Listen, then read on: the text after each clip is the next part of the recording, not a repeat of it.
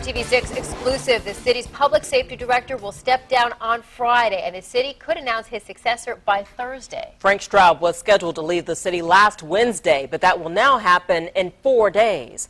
Our TV6 reporter Rafael Sanchez broke the story at the IndyChannel.com and joins us live now with an interview you will only see on RTV6. Rafael. Good evening. Frank Straub will leave on Friday on the same day his possible future boss, the mayor of Spokane, Washington, will be visiting Indianapolis. Straub is hoping to become the top cop in Spokane after leaving the Circle City. You know, I'm very, very proud of the 2 years and 8 months that I've been here. Frank Straub is reflecting as he prepares to say farewell on Friday. I did the best I possibly could. I tried to meet the challenges in a way that was respectful and appropriate. You will always have critics. Straub is working on the committee to find his successor. He believes that person's biggest challenge will be the department's $11 million shortfall. The problem emerges as police and firefighters are both scheduled to get 3% raises next year. Straub says he won't make an official recommendation since he's leaving. I would argue that in the public safety budget right now, there's no fat whatsoever.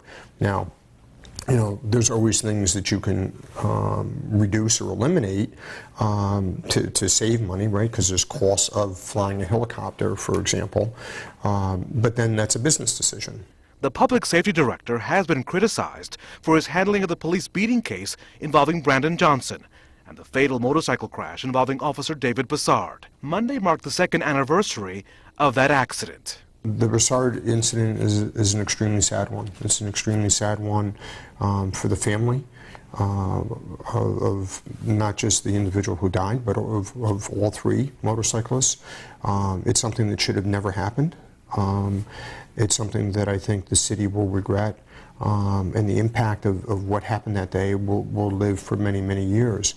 And it's something that we have to make sure never happens again. Right. Straub says he did not ever consider stepping down because of the incident. While he admits it's been a tough case to handle, he says his worst day ever involved being told of the shooting death of Officer David Moore in January 2011.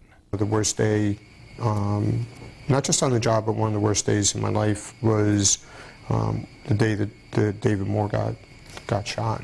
And that was just, you know, probably one of the most difficult things that I've had to deal with as a person and as a leader. Now, Straub tells me he does not expect officers to see a pay cut because of the budget problems, though they may be forced to pay a fuel fee for their take-home cars. He also added that the city will be buying new patrol vehicles soon.